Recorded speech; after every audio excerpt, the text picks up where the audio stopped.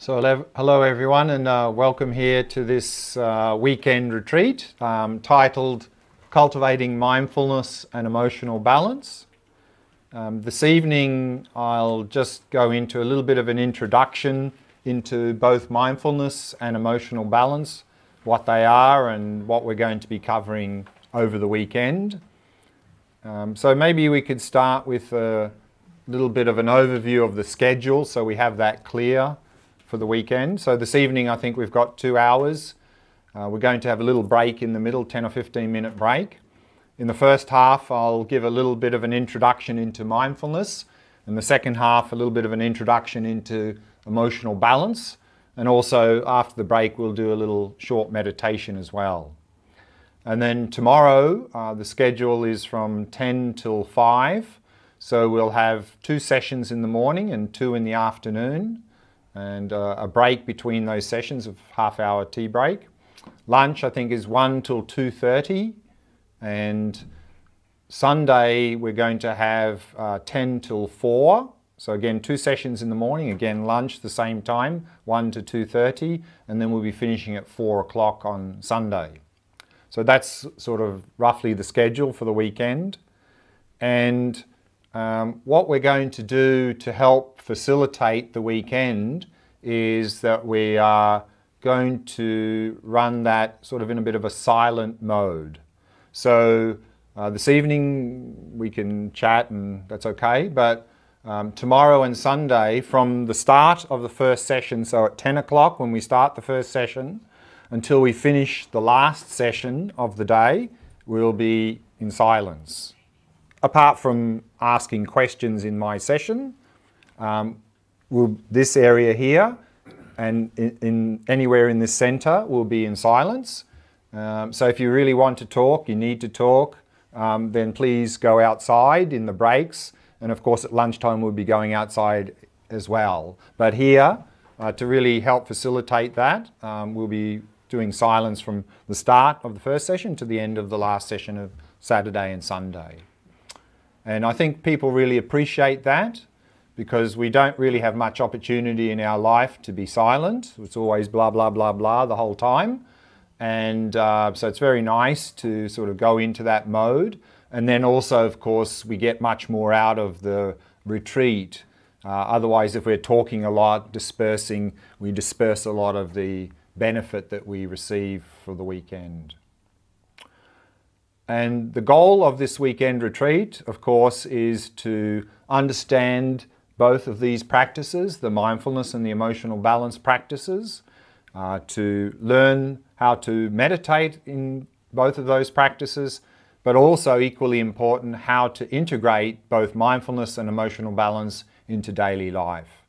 So that's what we'll be covering in this weekend retreat. Any questions about any of the logistics for this weekend retreat before I start now a brief introduction into mindfulness?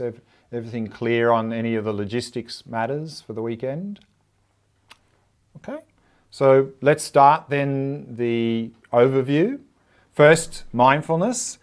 And I think it's important when we cover not just these topics but any topic to define very clearly what we're talking about. And particularly mindfulness here, I think it's very important to do that because, of course, mindfulness is very popular in the modern world, even somewhat trendy mindfulness. And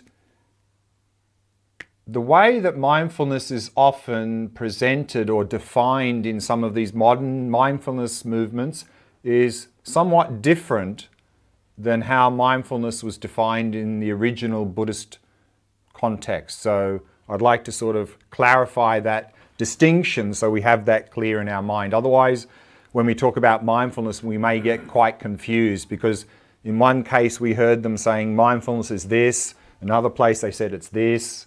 So it's good to have a clear understanding of what we're talking about here in terms of mindfulness.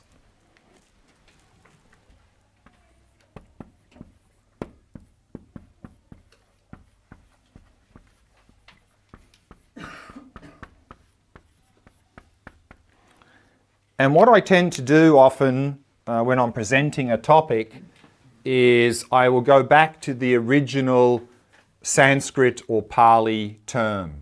So Buddhism, of course, when it first spread from India 2,500 years ago, spread through two ancient languages of Pali and Sanskrit. And these terms that were used, of course, in those days had very precise meanings. And often a lot of the confusion when Buddhism is presented in the English language, and I think other modern languages as well, is that often there is no word in English or other modern languages that has the same meaning as the original Sanskrit or Pali word. And so what we end up with is a translation using a word in English that is not very precise and often has other meanings. So when we hear that word, we automatically think this, which actually is not what the original word means. So often I find a lot of people have a lot of confusion simply through terminology problems. So therefore, whenever an important term is introduced, I always tend to go back to the Sanskrit word and define exactly what that word means. So here, mindfulness is coming from the original Sanskrit word smrti, and the Pali word is sati. And both of these words here literally means memory. It means remember. So mindfulness is our faculty of remembering. So here in Buddhism, mindfulness is simply our faculty of being able to remember the object. So in other words, it's our ability to focus on an object clearly without forgetting it, without becoming distracted. So this is how mindfulness was originally defined and used in Buddhism. Now, in a lot of modern day traditions, they have redefined the word mindfulness. So often in a lot of modern day traditions, you'll hear people say things like, mindfulness is a non-judgmental awareness of whatever is arising in the present moment. Very good thing to do, but this is not how the word mindfulness was originally defined. So we need to be aware of that. Otherwise, when we read from Buddhism and we hear something in the modern traditions, we'll go, hang on, they're not really saying the same thing here. What's going on? And it's simply because mindfulness has been redefined in a lot of modern day traditions. So it's okay, but we need to be aware of that. Otherwise, confusion. So again, mindfulness here is simply our faculty, our ability to focus on an object without becoming distracted, i.e. to remember the object, to not forget it, to not become distracted. Okay?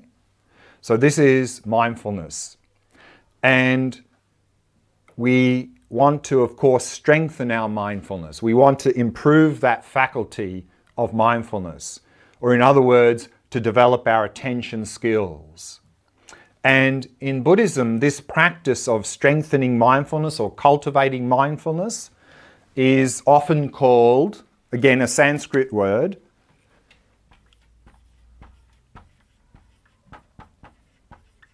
is often called shamatha practice. And this word shamatha, we can divide into two parts. Shama means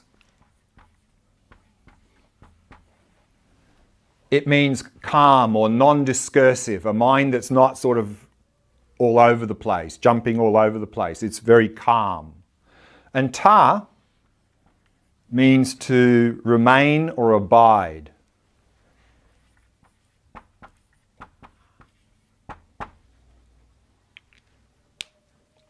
And here the word abide means to abide or remain on an object and not get distracted. So often the word shamatha is translated into English as calm abiding.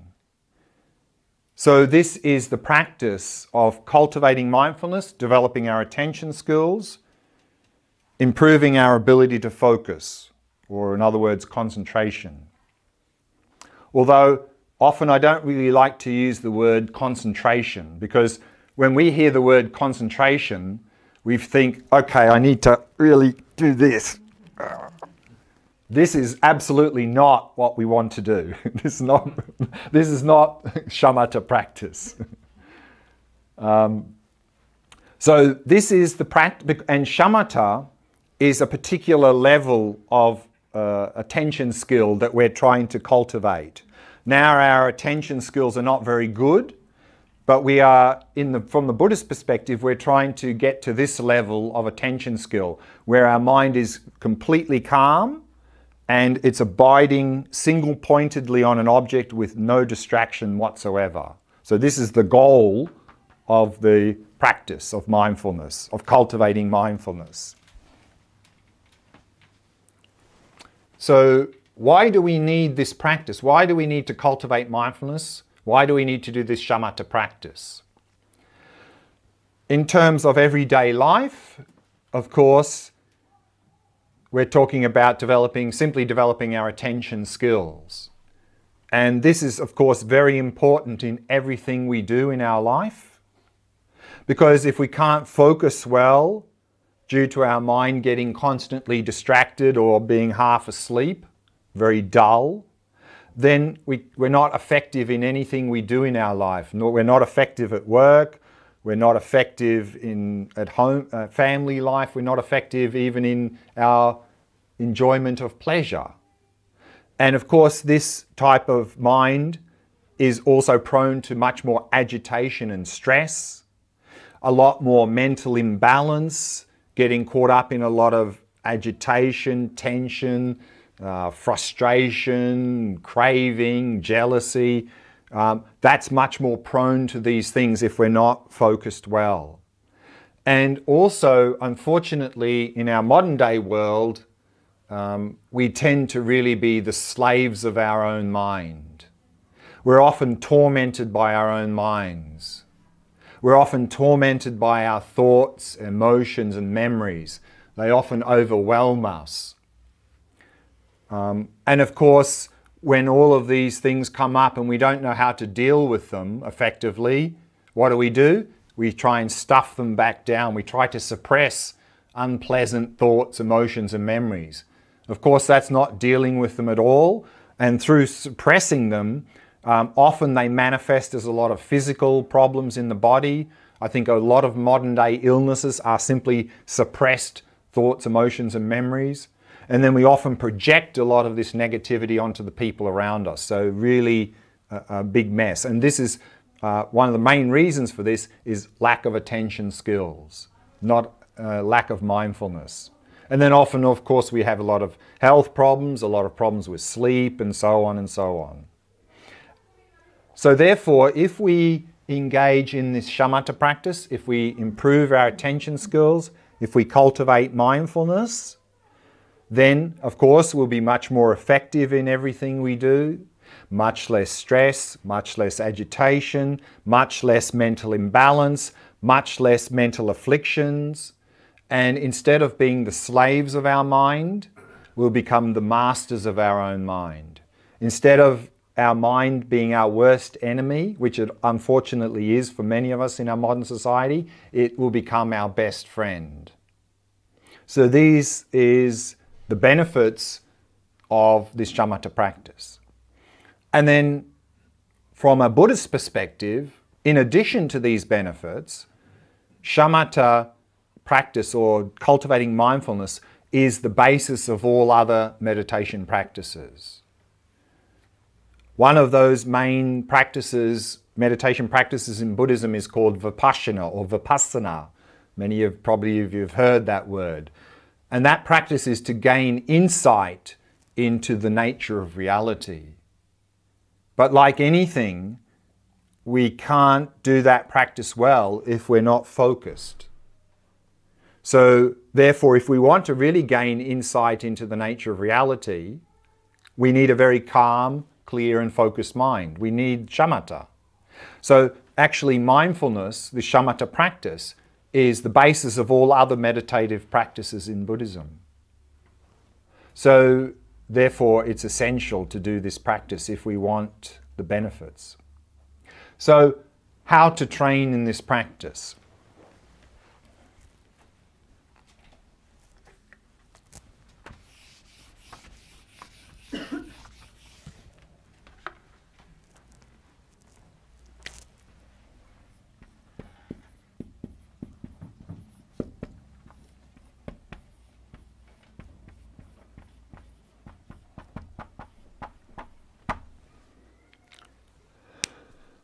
One of the things that is important in this, and actually any sort of training, is what's called preconditions. And here preconditions means to really have a conducive environment and conducive lifestyle to support that practice. Now, unfortunately, sometimes in the modern day world, when we come to this mindfulness practice, which again is very popular, sometimes, unfortunately, mindfulness practice is presented as this sort of magic pill that'll solve all your problems. Just take the mindfulness pill and everything will be fine in your life. It won't. Because if we don't sort out other aspects of our life, the mindfulness pill won't really do much for us. In fact, it could even amplify our dysfunctional lifestyle. It could even amplify our problems because we're now more focused on our dysfunctional way of behaving. So therefore, if we want mindfulness to be effective, we need a framework. And that's what we're going to look at on Sunday afternoon. We're going to spend the whole afternoon session looking at how we can integrate mindfulness and emotional balance into daily life. And what does this framework look like? How can we set up our life in such a way to support mindfulness practice, emotional balance practice, so that they are very effective in transforming our life, helping us to overcome problems and really finding some more level of genuine happiness and inner well-being. And part of that is preconditions. And we're going to look at that on Sunday afternoon, in the Sunday afternoon session. And then, of course,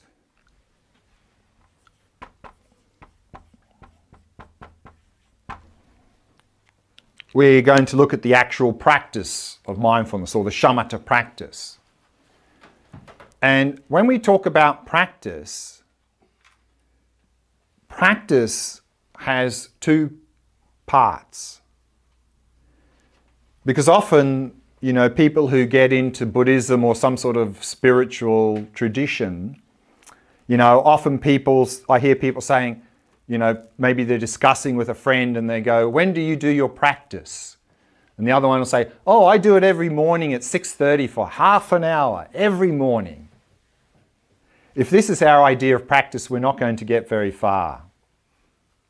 Because practice is not only meditating and internalizing, but practice is also what do we do for the rest of the day. So if we diligently every morning we do mindfulness practice, and maybe even more than half an hour, maybe in a whole hour of mindfulness practice meditation every morning. But if we do that and we jump up and we run around like mad, like we usually do, mindlessly, is your 30 minutes of mindfulness meditation or 15 hours of mindlessly running around, which one is going to win out?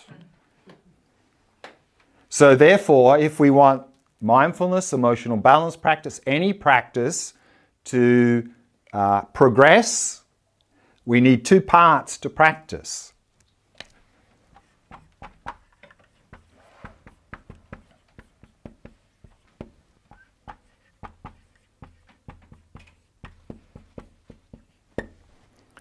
We need a meditation aspect to practice. We need to meditate to internalize, but then we need to do something for the rest of the day to continue to work on any practice.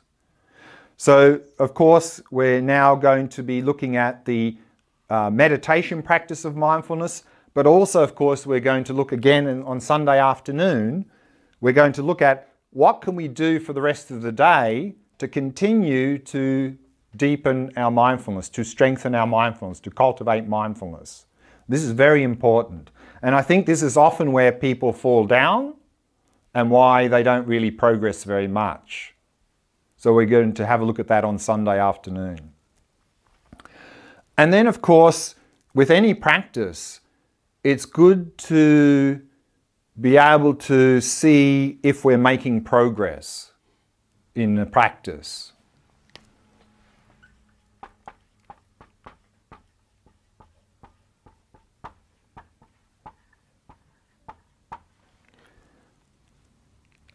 And so in this mindfulness practice, the shamatha practice, tomorrow we're going to look at what are the stages of progress. How can we see if we're making progress in the practice?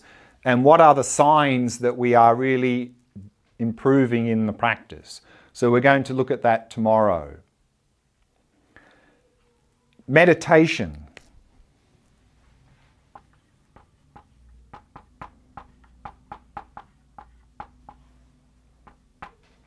Again, in meditation, two parts.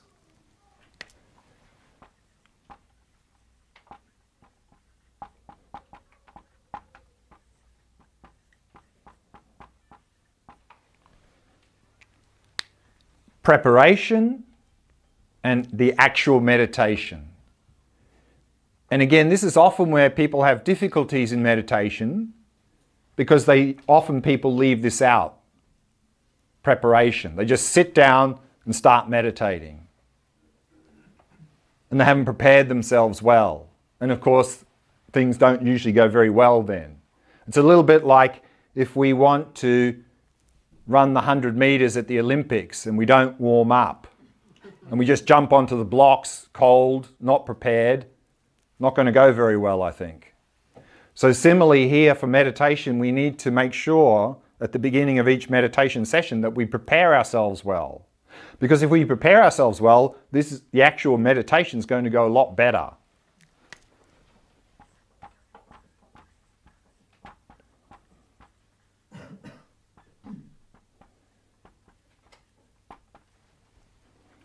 And in terms of preparation, we can talk about preparing body, speech, and mind. So preparing the body is really about posture, setting up our body in a good posture. And that's important because we want to be able to put the body in a state at the beginning of a meditation session so we can sort of basically forget about the body. That the body then doesn't have lots of aches and pains and so forth in the meditation session. And there are a number of things we can look at in the posture, but I'll be very brief here and just focus on the two sort of main things with any posture for meditating. And that is, the first is to keep the back nice and straight. Often what happens is when people meditate, they sort of end up like this. And of course, if we end up like this, I think we're just going to have a nice little sleep instead of meditating. So keep the back nice and straight. Whether you're sitting on a cushion, a chair, is very important. And usually with the legs, ideally the sort of optimum thing to do is what's called the full lotus. You have each foot on the top of the thigh of the other leg. Most of us in the modern society are not used to doing that, and we're not very flexible, so for most of us that's not really going to work. And so we end up just sitting cross-legged. But also we're not often used to sitting cross-legged, so many of us are very stiff in the knees and particularly in the hips. And therefore, when we sit cross-legged, what we find is that there's a lot of strain in the groin and maybe a lot of pain in the knees. So this is not really going to work. So it's also good to do a little bit of things like yoga to make yourself more flexible. But one thing we can do, even if we're not very flexible, is that if we sit cross-legged, often a lot of pain here and a lot of pain in the lower back. And that's basically because we're not flexible and we're not sitting on enough of the small round cushions. So what we want to do is keep adding more of the round cushions to sit on so that when you sit, your back is naturally straight, because otherwise often people are straining to get their back straight because they're not flexible in the hips. So, you know, often people think, oh, one little thin cushion sitting on is enough, but for many of us, when I started, I think I was sitting on about this much. Now I'm sort of down to about here. So use enough of the small cushions, prop it up, and so that you also, when sitting cross-legged, often people sit cross-legged, the knees are sticking up in the air. There's going to be a lot of strain on the lower back, and also not very balanced. You're going to be sort of moving around. So you want to have the knees at least level with the hips, ideally the knees touching the cushion, so you have 3 points of contact so it's stable. So keep adding more cushions so that the knees are not sticking up in the air. Some people, of course, have damaged knees from sporting accidents or whatever. Sitting cross-legged is just very painful, so no point in sitting cross-legged if every time you're cross-legged you have pain because you've hurt your knee. Sit in a chair is fine. When you're sitting in a chair, again, many chairs, of course, are not designed to have the back straight. They're designed so you can slouch in them. So if you have a chair and you sort of end up slouching in the chair, that's probably not good. So you may need to stick a cushion in the back here so that the back is straight. And also have the feet flat on the floor. Some people even have back problems and the chair is also painful for any period of time. So another posture that we can use, valid posture, is to lie down flat on your back. What's called the Shavasana posture from yoga. Flat on your back, hands to the sides, feet a little bit apart, lying down. Very good posture for meditation. So this is also valid, particularly if you've got problems with your knees and back, you're tired, you're sick or something, and sitting upright is just too much work. Then you can lie down, that's fine. So these are all valid. With the hands, what you find in the Tibetan Buddhist tradition, what's taught is you put your right hand in the palm of your left, thumbs touching, resting in your lap. And there's symbolism in that as well, is that, you know, often we talk about two main wings of practice, of wisdom and compassion. So wisdom is left, compassion is right, hands touching, and the thumbs touching is symbolizing that we practice wisdom and compassion together, like this. If you find that a little bit uncomfortable, you can just put your hands on your knees, that's fine as well, resting your hands like that. And the other thing, of course, is then to allow the body to be completely relaxed. So again, the two most important things, simply have your back straight and allow the entire body to become relaxed. Any questions about posture?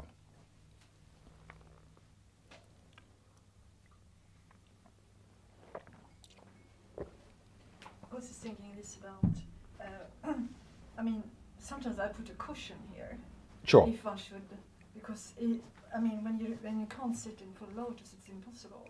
Yeah. Then you just drain yourself. You mean the hand position is like in the air? Yeah, you can use like a small cushion or a little blanket and rest it here, and then rest that on there. That's fine. That's okay. And sometimes another thing, when people sit cross-legged, they find that circulation gets cut off and one leg goes numb or both go numb. So again, you can also find some thin cushion to stick between your legs or under the knee so that you're not so cutting off. And another variation that can be helpful, it's a little bit like what you're doing there, is like instead of crossing the legs, you have one leg in front of the other. So they're not crossed. It's a little bit like this posture here. That's sometimes called the Burmese posture, exactly like that. So you're not crossing the legs, but you're having one in front of the other. That also can be very helpful. And if you're using that as your normal posture with your legs, it's often recommended that from time to time you change over, because it is one in front of the other is slightly imbalanced. And what you may find is if you're doing that and you're doing a lot of meditation in a retreat, you may find a little bit of pain coming into the back because it is slightly imbalanced. So it's good to occasionally swap over and put the other foot forward in front of the other one. So that can be helpful as well. Okay. So that's the preparing the body. preparing speech, speech here is not verbal speech so much, it's mental chit-chat. And often we come into meditation with a lot of blah, blah, blah, blah going on in the mind. And in particular, what's quite difficult is if we come into meditation with a very negative, agitated, negative state of mind, a lot of negative talk going on. It's very hard to bring the mind from a negative state into a positive state. So what we can do here is, if we notice we're coming into meditation with a lot of negative stuff going on in the mind, is do a little breathing exercise. And that can take different forms. Sometimes, any of you who've studied a little bit of Tibetan Buddhism, sometimes that can be very elaborate and explain what's called the 9-round breathing exercise. And often that involves a lot of fancy visualization and so forth. Some other traditions simply talk about counting 21 breaths. And another very simple variation is simply take 3 deep breaths and focus on the breathing while you're doing that. All of those have the same purpose, and that is, if we focus on the breathing for either 21 or 3 deep breaths or something more elaborate, then we can let go of the negative state of mind because we're bringing our attention to the breath. So we can move from the negative state of mind into a more neutral state of mind through doing the breathing exercise. Then from that state, we can develop a positive motivation. So this can be very helpful here, particularly if we have a negative state of mind coming into the meditation. Start with a short breathing exercise to move the mind into a more neutral state, a more quiet state. And then preparing the mind here is that, particularly for this mindfulness practice, but in general, of course, we want to be in the present moment. And again, not only do we have a lot of mental activity going on in general, but most of our thoughts and so forth is about the past and the future. Very rarely are we in the present moment. And so often we come into meditation like that.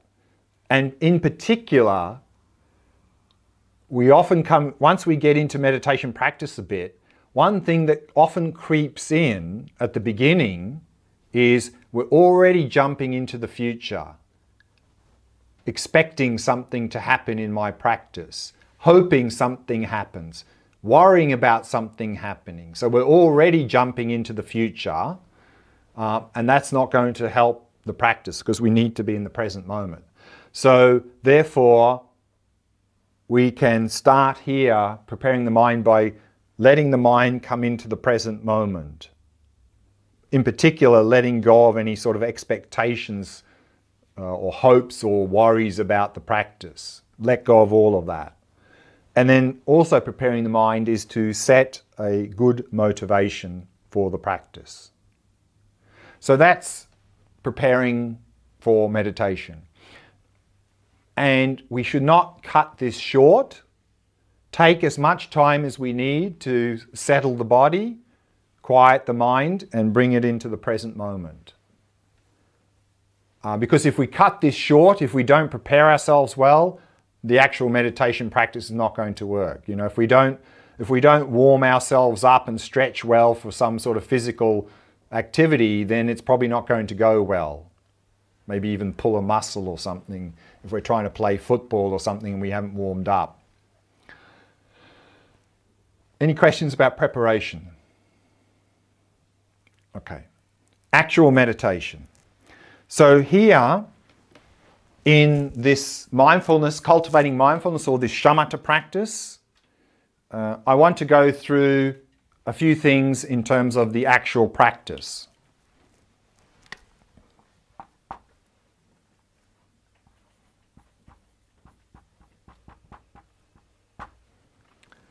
The first thing which I'm going to do now is have a look at what qualities are we trying to develop in this shamatha or mindfulness practice.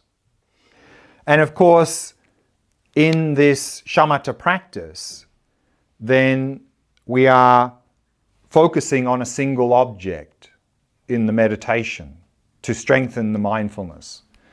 So what object should we focus on?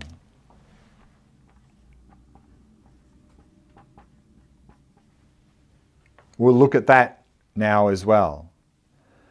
And then, what tools do we use in this practice? What are the main tools in shamatha or mindfulness practice?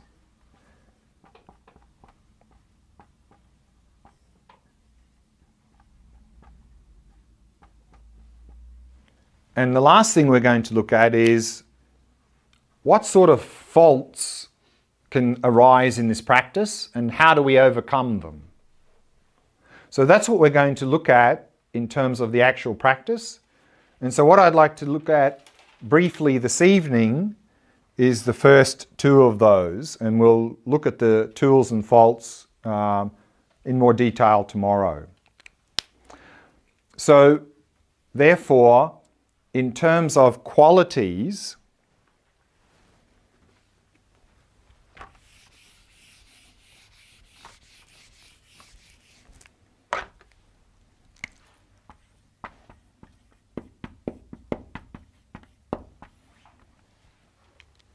generally in this shamatha practice, if we want to improve our attention skills, there are two qualities we're trying to cultivate and develop. Because we want to be able to focus without becoming distracted. So the quality there that we're cultivating and developing is what's called stability.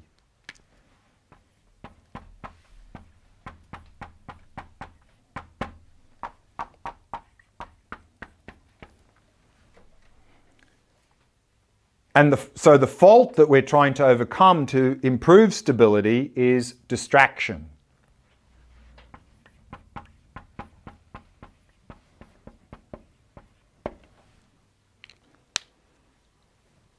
But not only do we want a stable mind in terms of being able to focus without becoming distracted, we want to be able to focus clearly, clear focus. So the second quality is clarity.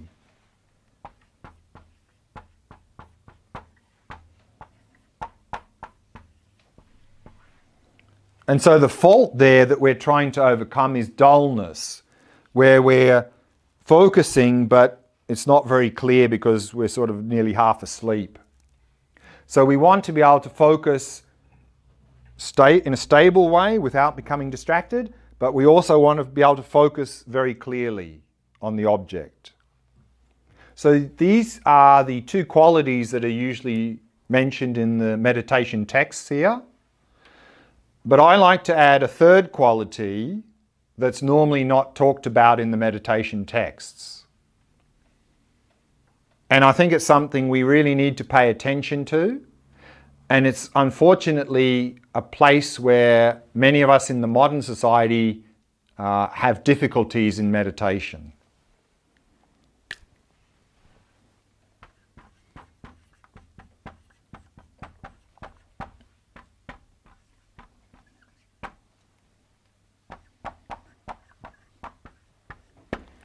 And the quality that we are to cultivate here is relaxation. The fault is tension. And I think this wasn't mentioned in the meditation texts that were written 1,000 or 2,000 years ago, because I think actually people were quite relaxed in those days. In fact, what you find in the meditation texts on mindfulness, on shamatha, the very first instruction for the beginner is firmly tighten your focus on the object. Because people in those days were too relaxed. So they needed to focus. But of course, and this is of course the original meditation texts, and this is how they're usually presented in the modern world. So we modern people, then we hear this, firmly tighten your focus on the object. We go, yep, I can do that. I know how to do that, and so we do that. We clamp down on it. Because that's what we do now, isn't it? I mean, when we want to focus on a task at work, we want to focus on anything, don't we tense? Why? Because our minds are so chaotic, we feel that if we don't tense, we can't focus. And unfortunately, with this, tensing works a little bit. Because when we tense, we can sort of focus. But it comes at a huge cost. And we know this well. If we have to focus on an activity or an object or anything with tension for a longer period of time, we become completely exhausted. And we become often very agitated. So this is not the approach we want to use here. And it's not talked about in the meditation text because I think 1,000, 2,000 years ago it wasn't a problem. Big problem in our modern society. Big problem. So in this mindfulness practice, shamatha practice, the very first thing we need to do is we need to learn how to relax.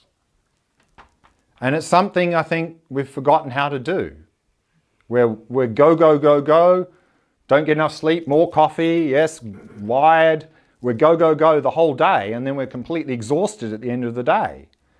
This is not going to work. So therefore, we need to cultivate relaxation. Because without this, there is no way we're going to develop stability and clarity in any sustainable way. No chance. So if we're the sort of person, which probably counts for most of us in the modern society, is we're completely agitated and tense, we need to just relax in meditation. Do that, work on that for weeks or months or longer. And there are many levels of relaxation. The more relaxed you can become, the easier it is to develop stability and clarity. So we need to cultivate these qualities in this order. So don't be in a rush to improve your clarity if you're completely tense. It's just not going to work. Relax, relax, relax, relax. Any questions about this?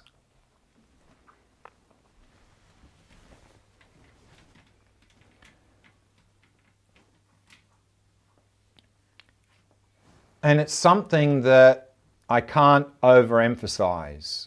And I know from personal experience.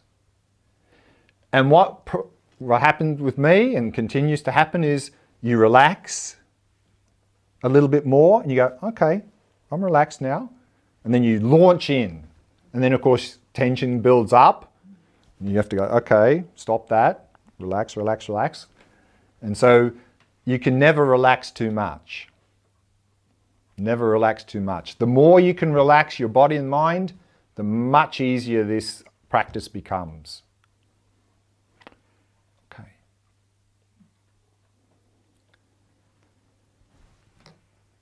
Qualities. Object now.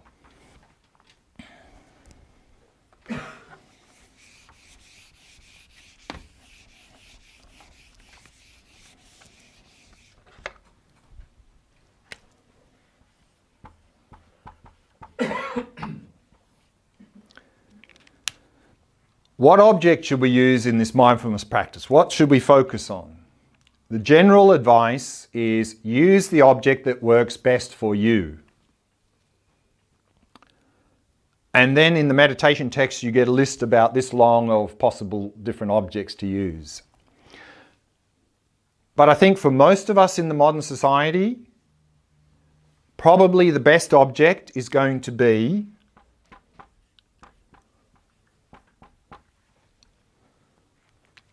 the breath, or in other words, the physical sensations of the breath.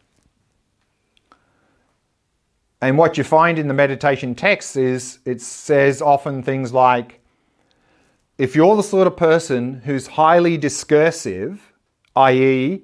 always thinking, then definitely the best object for you is the breath.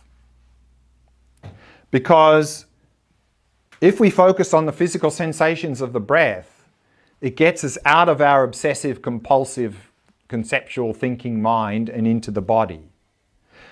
And unfortunately, in our modern society, where most of us are living in that discursive thinking, conceptual mind. So much so that we've lost touch with physical reality, even lost touch with our own physical body. We're always living in that conceptual mind. So by focusing on the breath, it gets us out of our obsessive compulsive thinking and into the body. And most of our thinking is about the past and the future. And from a Buddhist perspective, if we live in the past and the future, it's a source of a lot of unnecessary unhappiness.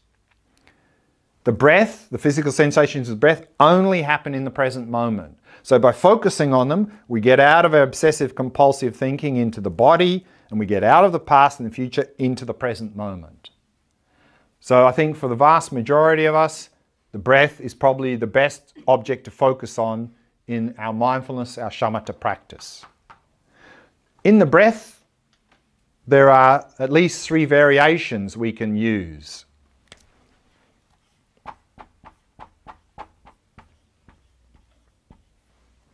The first one is called the full body breath practice. And this one is simply noticing sensations anywhere in the body associated with the breathing. So you may notice some sensations in the abdomen or stomach or chest area or anywhere here. So just noticing any sensations here that are associated or connected with when you're breathing in and out. So this is a very diffuse object, and this is very good for working with relaxation. Particularly if we do this with the Shavasana posture, lying flat on your back, hands to the side. Quite relaxed in the body, and if we just focus on this, it's very helpful for working on relaxation. So if we find that we have a lot of tension in the body and the mind, I would recommend this.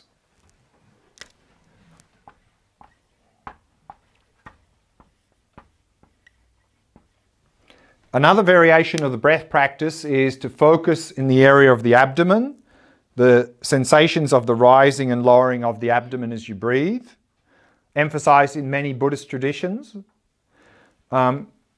Fairly large area of focus, not so difficult to focus on. And because we're also bringing the attention down, this can be very helpful for improving stability of attention to help overcome distraction.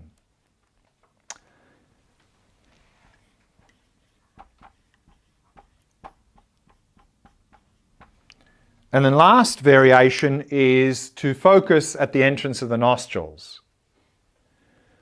Either at the actual entrance of the nostrils or this tiny area above the upper lip, noticing sensations here as you breathe in and out. For this, you're bringing your attention up, and it's a much smaller object. So this is very good for improving clarity of attention.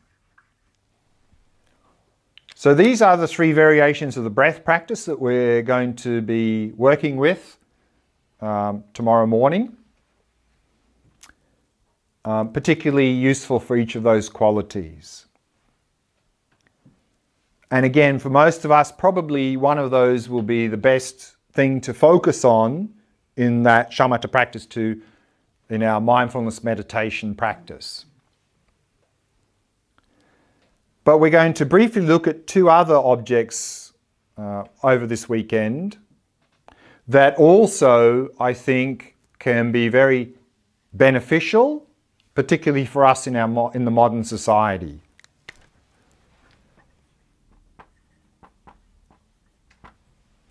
And the first of those is the mind.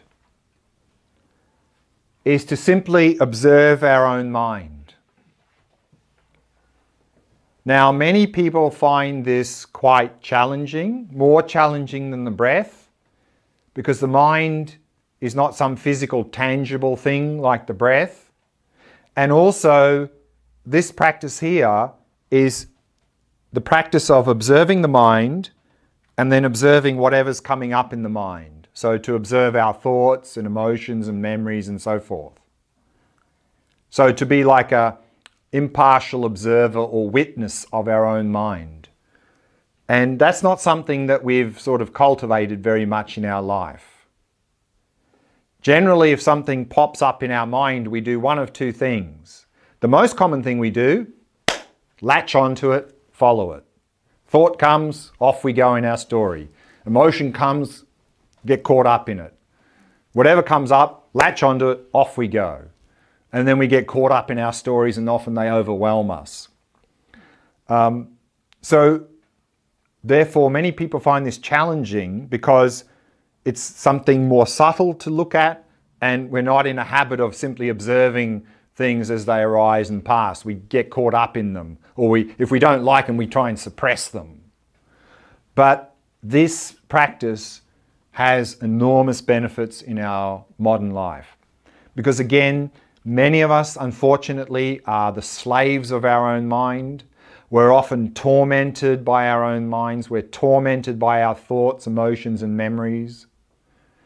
Whereas if we do this practice, not only will we develop a very relaxed, stable, and clear mind, but one of the side benefits of doing this is we'll become the masters of our own mind.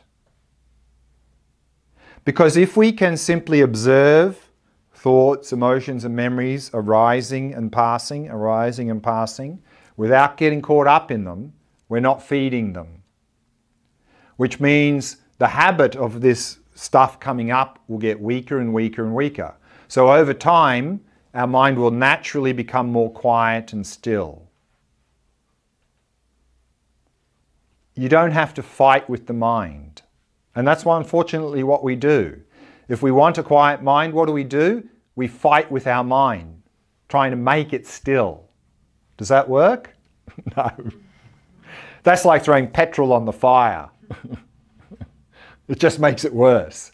So we don't need to fight with our mind to make it still. All we got to do is step back and watch. That's it. Simple. Simple, but not easy. It's not easy. So this practice is not complicated. It's not some complicated practice. It's very simple. Just watch. That's it. Just watch. Simple, not easy. Not easy only because we're not in the habit of doing that. But as the great Indian Buddhist master Shantideva from the 8th century said, no matter how difficult something seems, everything with practice becomes easy. And it's true in everything in life. All we got to do is practice. And if we practice this, our mind will become more naturally quiet and still, more relaxed, more stable, more clear, and we'll become the masters of our own mind. Because if we do this practice, and in future then some strong thought, emotional memory comes up, we'll be able to simply be present with it, and it cannot overwhelm us. Because if you look at what a thought, emotion, or memory really is, it's virtually nothing. They have no power from their own side to harm us. None whatsoever. It's not like someone with a big stick hitting us over the head. They have no power at all. They only have power if we give them power. And we give them power either by identifying with them and following them or trying to suppress them. Then they have a lot of power to harm us. But if we can do this practice and get in the habit of just watching them come up, even if if we have that good habit, some strong thought, emotion, memory comes up, we can simply be present with it. It cannot overwhelm us. So we really will become the masters of our own mind if we do this practice. So even though, again, we may find this more challenging than the breath, huge benefits in our modern society particularly. So we're going to look at that a little bit tomorrow. And then one other variation that I think also has huge benefit in our modern society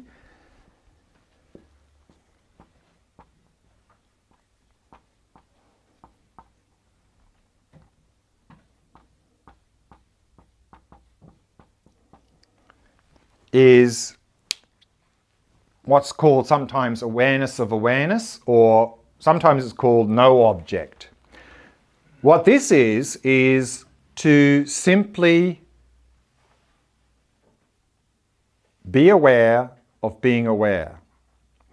Now, we're aware of objects explicitly. You know, we're aware of the cup, we're aware of thoughts, we're aware of all sorts of things. But implicitly, in every one of those experiences, we're aware of being aware of that object. This practice is just making that explicit. It's just knowing that you're aware. And people generally find this even more challenging than this. Again, not because it's complicated, but actually because it's too simple. Because this practice basically involves doing nothing. We don't know how to do nothing. And often when I explain this practice, people go, but what have I got to do? Tell me what I got to do here.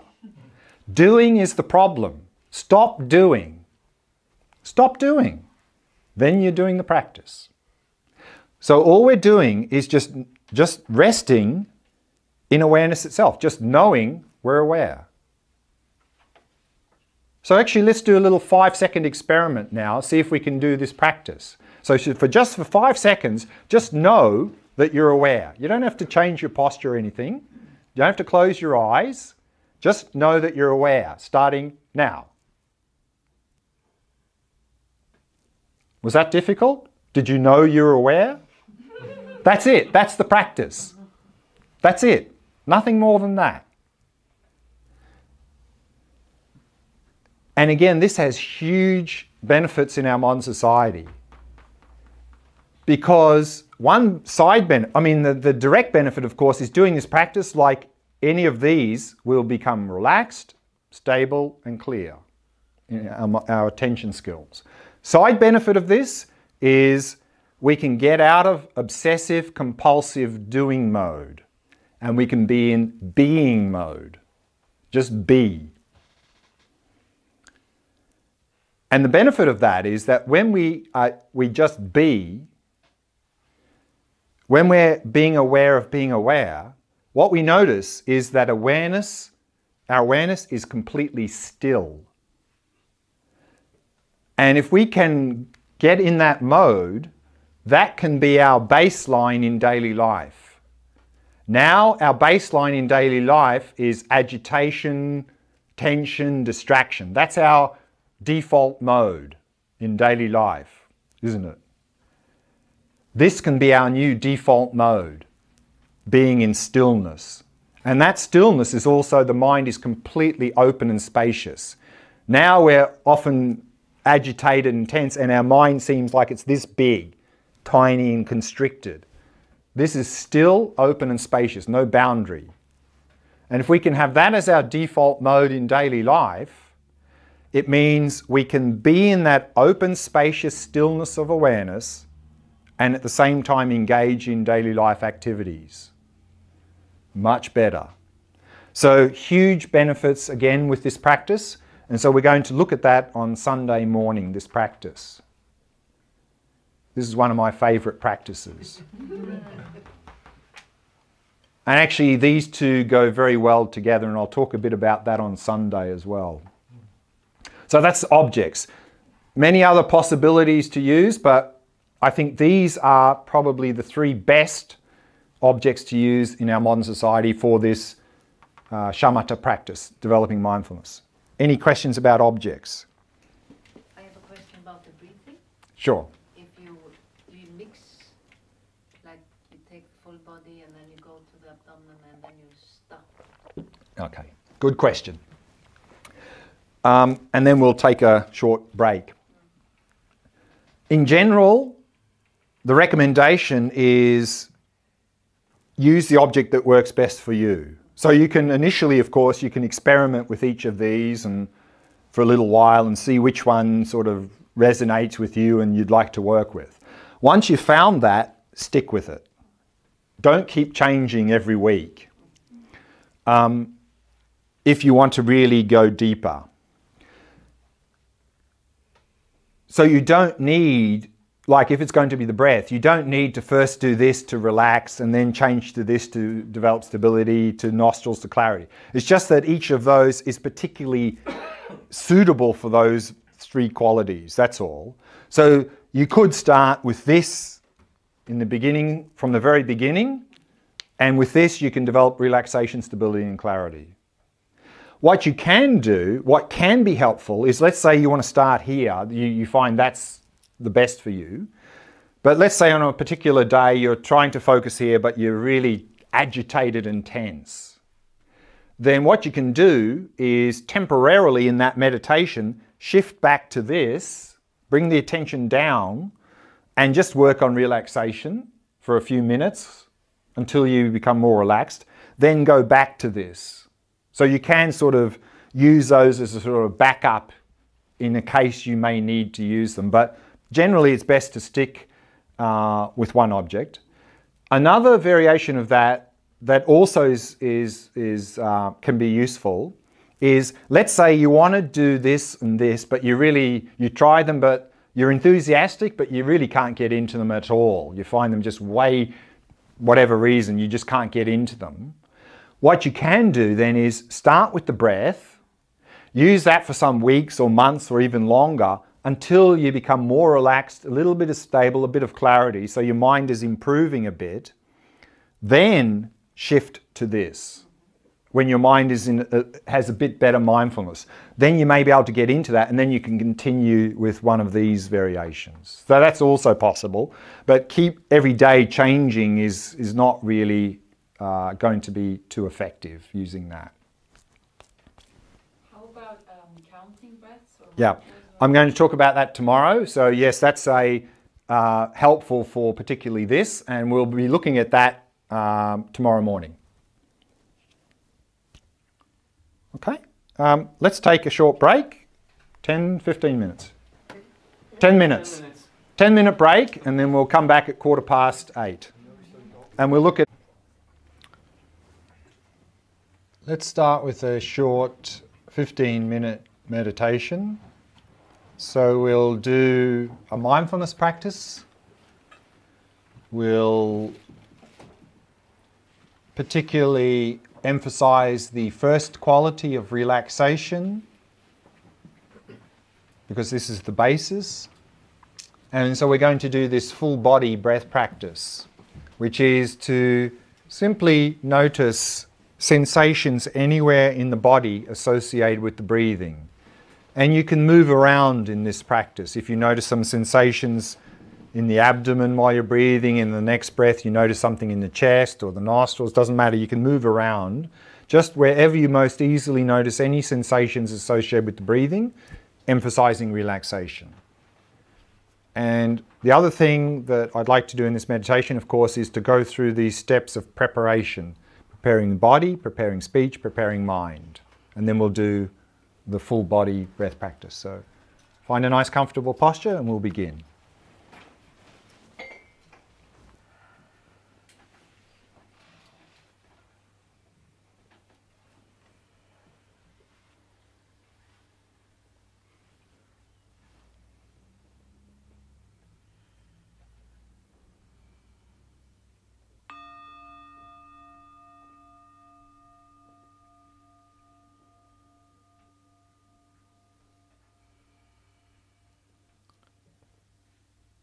Allowing your awareness to descend into the body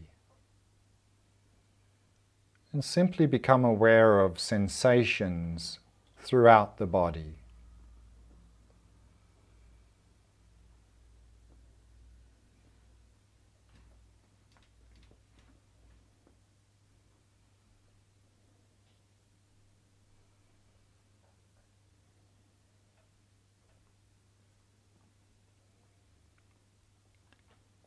And if you notice any area of tightness or tension in any part of the body,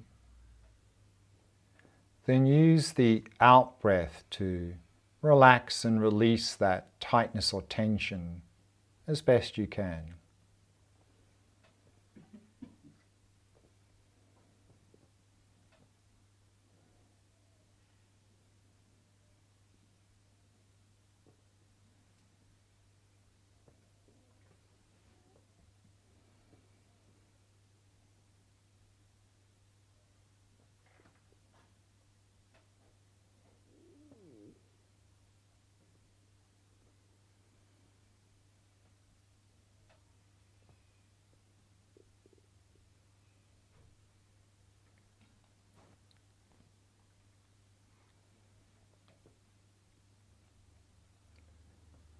And then bringing your awareness to the area of your face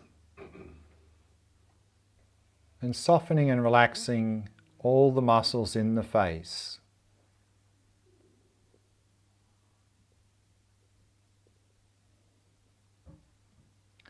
The mouth and jaw soft and relaxed.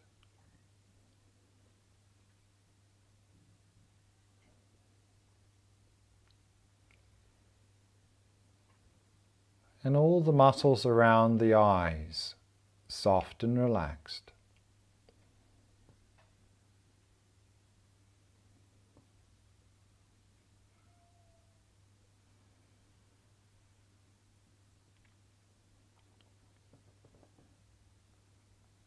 In this way, allowing the entire body to become completely relaxed, completely at ease.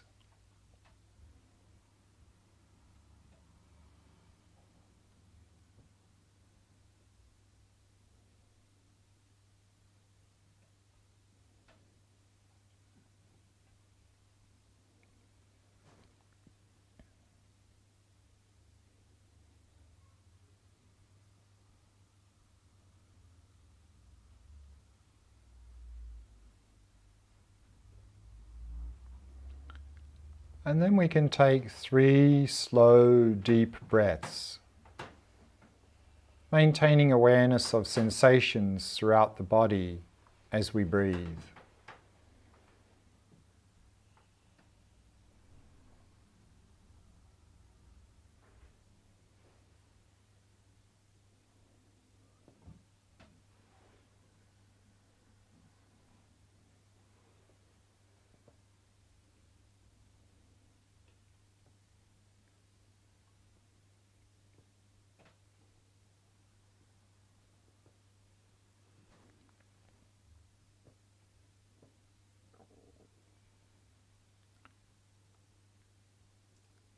And then allow the breathing to settle into its natural rhythm. Not trying to control or regulate the breath in any way. Simply allowing it to flow naturally and effortlessly.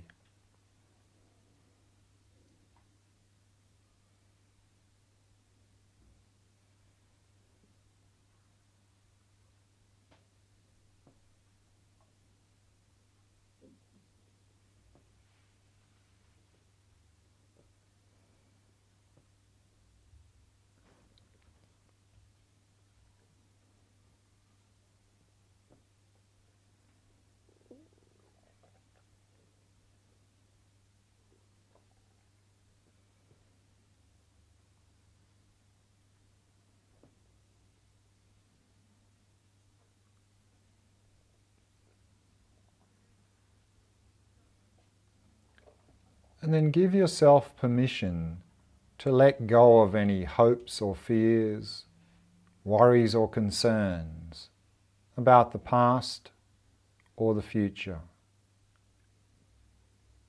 To give yourself permission to let go of all of these things for the duration of this short meditation.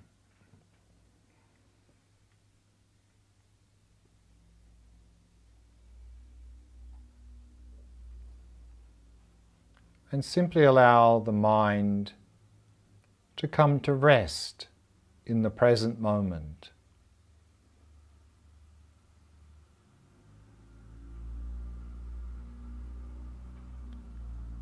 And simply focus on the sensations of the breath throughout the body.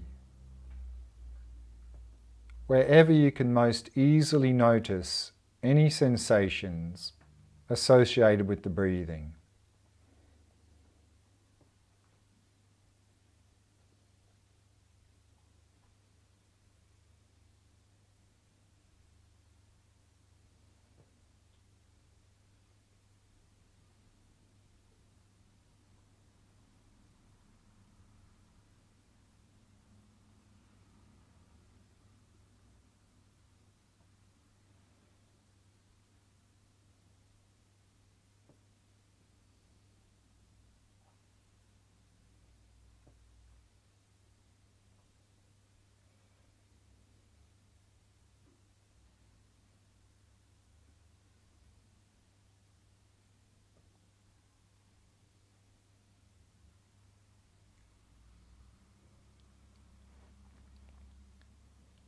And maintain an ongoing flow of mindfulness of the sensations of the breath throughout the entire cycle of each in and out breath.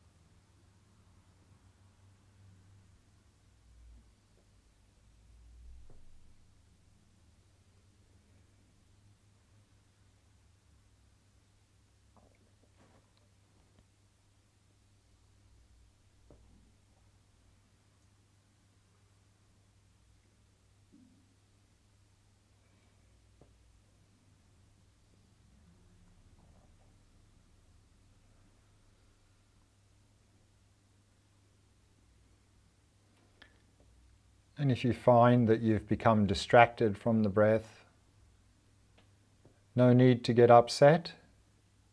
In fact, be happy that you've noticed that you've become distracted. And the very first thing to do then is simply relax. And then release the distraction. And then very gently return to focusing on the breath without clamping down more tightly. So relax, release, and return each time you notice that you've become distracted. Simply keep coming back to the breath again and again, patiently and persistently, joyfully.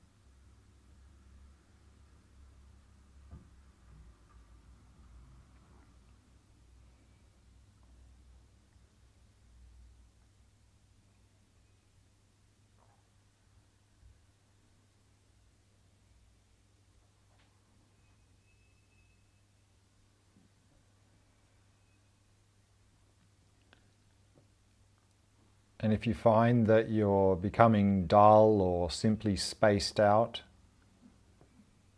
then use the in-breath as an opportunity to arouse and refresh your focus, to sharpen your focus on the breath.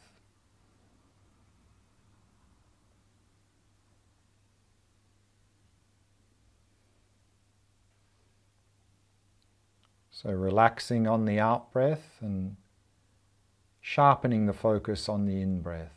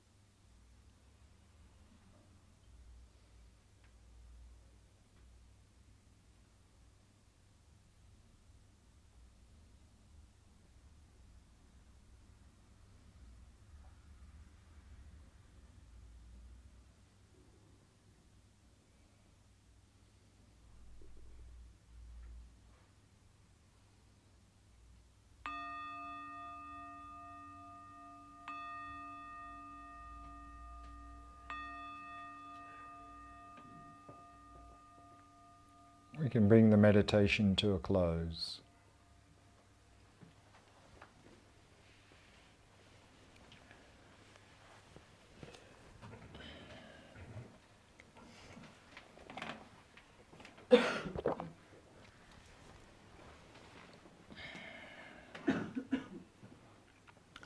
So for the remaining time this evening, I'd like to give a brief introduction into emotional balance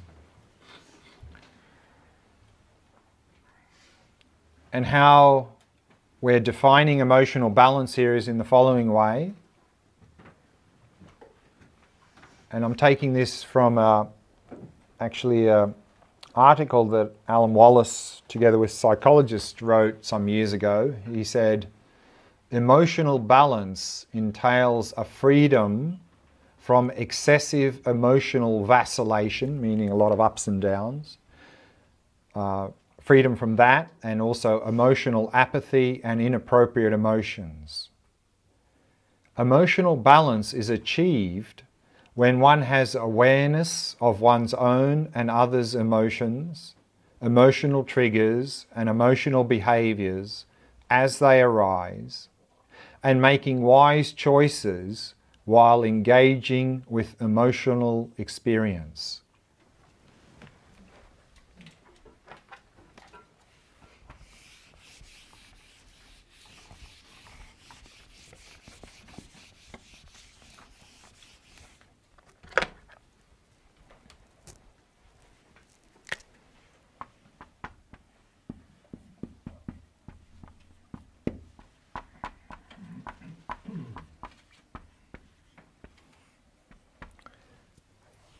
Now we tend to be somewhat emotionally imbalanced, and that imbalance, I think, can happen at least in a couple of ways.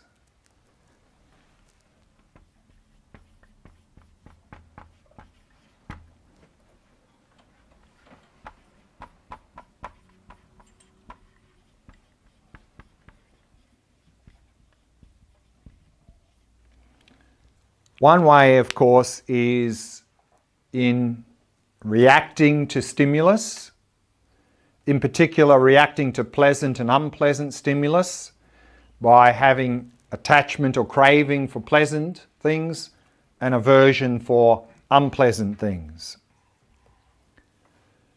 And then through reacting, we tend to do one of two things.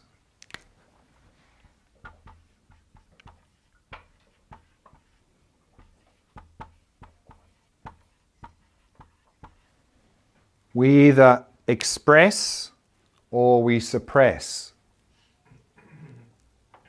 For example, if something unpleasant comes up, we have some aversion, maybe it's an unpleasant person, that aversion often ends up with anger, frustration or anger or so forth.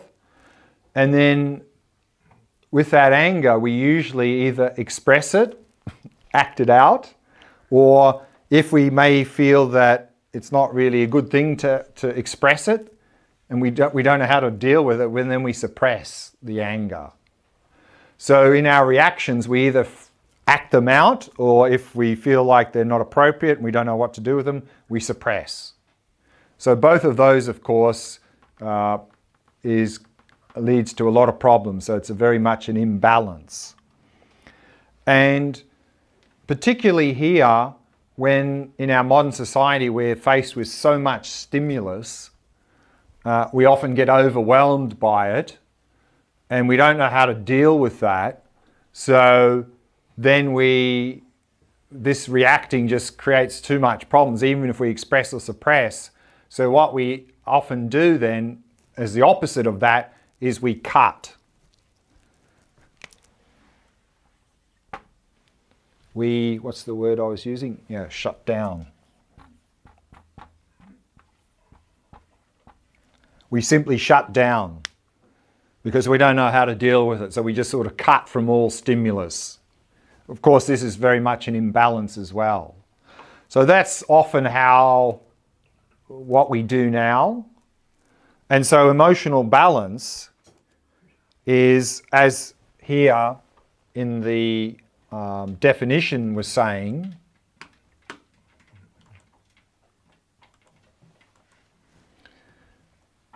description rather, it says emotional balance is achieved when one has awareness of one's own and others' emotions, emotional triggers and emotional behaviors as they arise, and making wise choices while engaging with emotional experience. So emotional balance is not to react, but also not to shut down, not to cut. So it's to remain present with stimulus, and instead of then reacting by expressing or suppressing, we respond in a healthy way. And one essential aspect of that emotional balance within Buddhism is to respond in a healthy way. And the practice there to cultivate that healthy response is what's called the Four Immeasurables.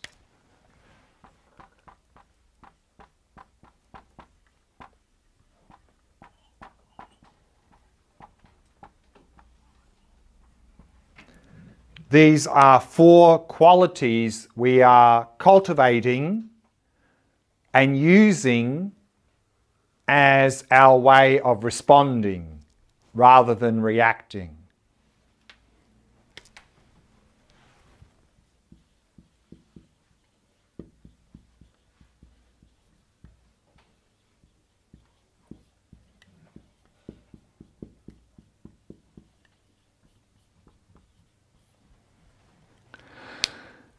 And the first of those four qualities we are cultivating to really develop some emotional balance is loving kindness.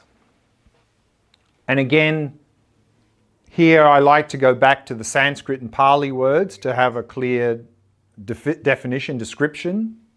The original Sanskrit word is Maitri, the Pali word is Metta. And this is another case where often some confusion comes in, because sometimes these words here are translated as love, which can be misleading, because usually the word love in our English language is definitely an emotion, and usually it implies some sort of intimate behavior. Whereas Maitri and Metta are not actually an emotion. It's what's underlying. And so Maitri and Metta, or loving, it's here translated as loving kindness, is simply the wish for ourselves and others to be happy. Or in other words, the wish for ourselves and others to have happiness and its causes. So even though we're talking about emotional balance here, from a Buddhist perspective, what is important, the most important thing in emotional balance is what's underlying our emotions. What is the aspiration, the intentions? This is key. Not so much what the expression of that is. So again, we're talking about emotional balance, but what is key here is what is underlying those displays. And what's underlying here, hopefully, is loving kindness, which again is this aspiration or wish for ourselves and others to have happiness and its causes. And here, this is very important also to distinguish this from particularly attachment, because this is emotional imbalance, is reacting with attachment.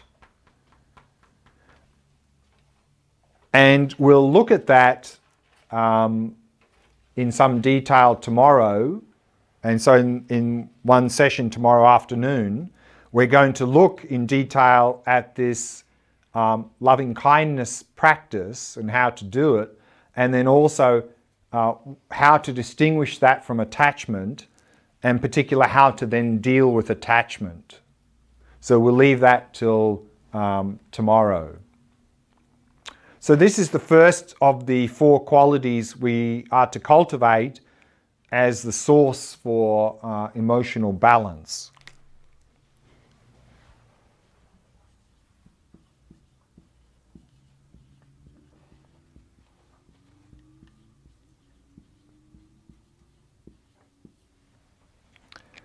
The second quality is compassion.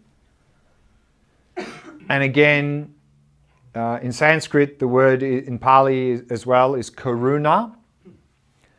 And again here, like loving kindness, compassion within Buddhism is not an emotion. It's what's underlying the emotion. And compassion here, like loving kindness, is an aspiration, it's a wish. It's an aspiration or wish for ourselves and others to be free of suffering and its causes. And all of these four qualities, we are cultivating toward everyone. In fact, towards all living beings. That's what the word immeasurable means. The word immeasurable here is talking about immeasurable living beings, meaning all living beings. And to cultivate these qualities towards all living beings, it's recommended that we cultivate them in stages. That we first cultivate these qualities toward our friends, because it's most easy. Once we're comfortable with that, we cultivate them towards people we don't know very well. Once we're comfortable with that, we start to expand out and cultivate it even towards people we find difficult. And then eventually towards all living beings. So these are usually the four stages that are recommended in terms of how to cultivate these qualities. But again, I think in our modern society, and this is not really mentioned in the texts here, we need to add one more stage at the very beginning. And that is to cultivate loving kindness and compassion for ourselves first. And again, I think you won't really find this in the texts, because I think historically people generally felt okay about themselves. Unfortunately, that's often not the case in our modern society. In fact, often in our modern society, there's a lot of low self-esteem and even self-hatred. And so if we're in that state of low self-esteem, even self-hatred, we need to work on ourselves. We need to cultivate these qualities toward ourselves first, and then expand out to others. And also here in the compassion training, often people find it very difficult when they get out to the point of trying to cultivate compassion for people they don't like, particularly people who behave very badly, maybe do very heavy, unethical behavior. And there's a reason for that. And we're going to look at that when we look at the compassion training, I think on Sunday morning. And together with the compassion training on Sunday morning, the reacting that we're going to look at is aversion in terms of anger. So we're going to look at, in particular, why actually do we get angry with people who behave badly? We react with anger rather than with compassion. Why is that? And we're going to look at that in some detail and look at how we can really cultivate compassion even for difficult people, and how to really deal with anger effectively, because anger is very destructive. And again here, often a difficulty, as with actually attachment, is terminology. Because both of these words, attachment and anger, are used in psychology, but how they're defined in psychology is actually a little bit different than in Buddhism. And because, of course, in psychology we hear about attachment theory, that you actually need to actively cultivate healthy forms of attachment. But Buddhism says you need to get rid of attachment 100%. And then people go, well, who's right? Is it psychology or Buddhism? And if we look closely, we can see that actually how the word attachment is defined in both cases is not the same.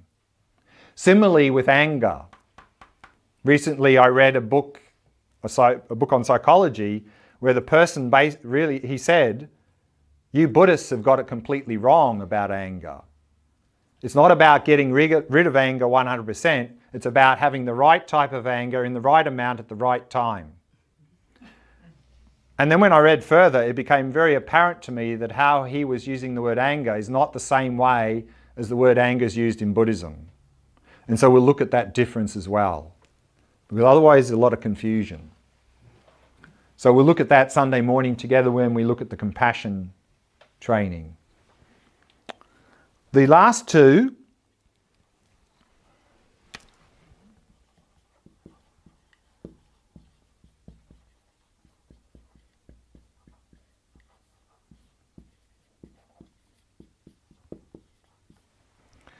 the third one is empathetic joy, or mudita in Sanskrit and Pali. And this, again, I think, particularly in our modern society, is so important. Because in our modern society, we have this almost obsession with negative stuff. We're so much focusing on the negative in the media, in every aspect. And I see this myself, that you see someone may make a speech or write an article and 99% of the things they said is perfect, and then one little thing not quite right, no good. That's what we focus on. And in the media as well. And so we end up with a completely biased view of others and ourselves because we're so much focused on the negative. And so empathetic joy is about balancing that out. It's about focusing on the positive aspects of ourselves and others. It's a rejoicing in the good things that ourselves and others do. And so we'll look at that practice a little bit as well. And then the last of the four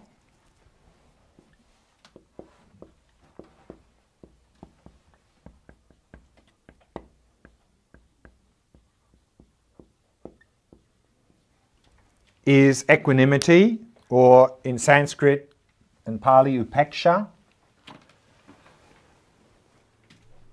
And this is really the foundation for the other three. If we want those other three to expand out to include everyone and not just our friends, equanimity is essential. And equanimity is an unbiased attitude towards others. Now we tend to be very biased towards others. And we tend to categorize people into three groups simply depending on how they affect me. Those people around us who seem to support me in my happiness, we label friend. Those people around us who don't seem to affect me in my happiness anyway, stranger. And those people around us who seem to interfere with me in my happiness and seem to even cause me suffering, the so-called enemy. So we generally categorize people into these three groups solely from the perspective of how they're affecting me. And once we've done that, then we're in trouble. Because to the group that we've labeled friend, solely on the basis they seem to be the source of my happiness, of course we end up with a lot of attachment to them. And then to the group we've labeled stranger, solely on the basis that they don't seem to be affecting me in any way, we often become very apathetic, indifferent. Couldn't care less what happens to them because they're not affecting me in any way. And then the group who we've labelled enemy solely on the basis they seem to be interfering with me in my happiness, maybe even seem to be causing me suffering, then of course aversion, hostility, anger, hatred. So we end up with attachment to friends, apathy to strangers, hostility, anger and hatred to difficult people. Equanimity is about overcoming that. Because as long as we don't have equanimity, we can't really effectively cultivate these qualities toward everyone.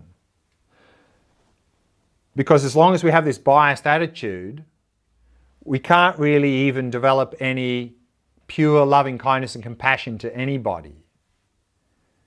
Because loving kindness and compassion to friends, okay, but only if they keep saying and doing things that make me happy. Otherwise, not. Loving kindness and compassion to strangers? Not really. Couldn't care less what happens to them. They're not affecting me. Loving kindness and compassion to the difficult people? No way. In fact, I hope they suffer. They deserve to suffer because they're trying to harm me. So we can't develop loving kindness and compassion in a pure way to anyone. So we need equanimity. And equanimity, one way to develop it is to understand we're all stuck in the same situation. We're all humans on this planet. We're all trying to be happy. We're all trying to be free of suffering. We're all equal in this regard. So if we can reflect in this way, we can develop a sense of closeness to everyone, that we're all stuck in the same situation. And so if we can really cultivate that equanimity, that mind of equanimity, that sense of closeness to everyone, it's going to be much easier to cultivate these three qualities toward everyone. Any questions about the Four Immeasurables? Yeah. Could anyone say a Swedish word for Equanimity? I can't find any good. Jämnmod är inget bra, men det är det som det brukar bli. Eller balans kanske. Balance. Okay, thank you. I have a question about equanimity. Why doesn't it come first? Why doesn't it come first? Yeah. You will find actually this is the basis of all Buddhist traditions. And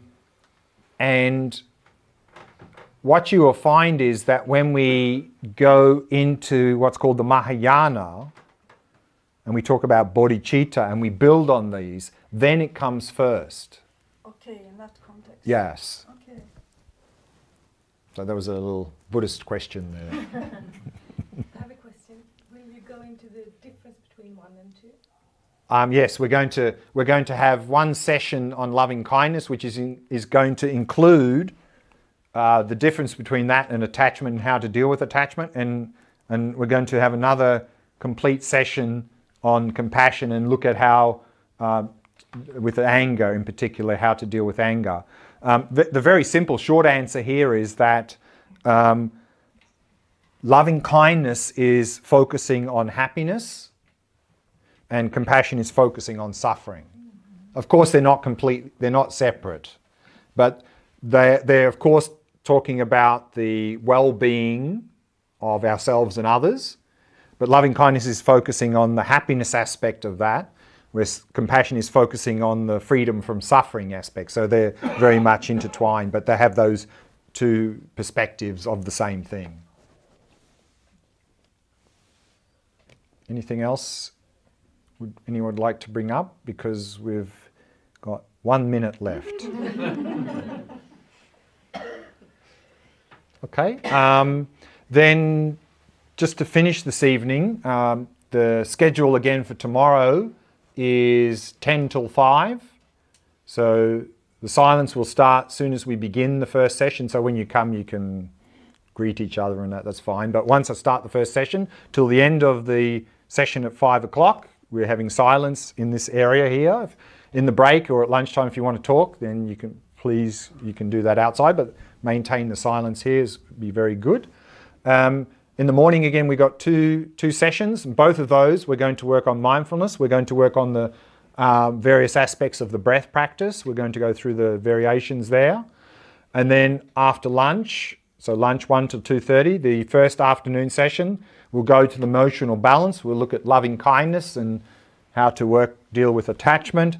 And then the last session in the afternoon, we'll go back to the mindfulness practice and we'll look at the mind practice of observing mind, observing thoughts and emotions and so forth, how to do that. So that's the program for tomorrow.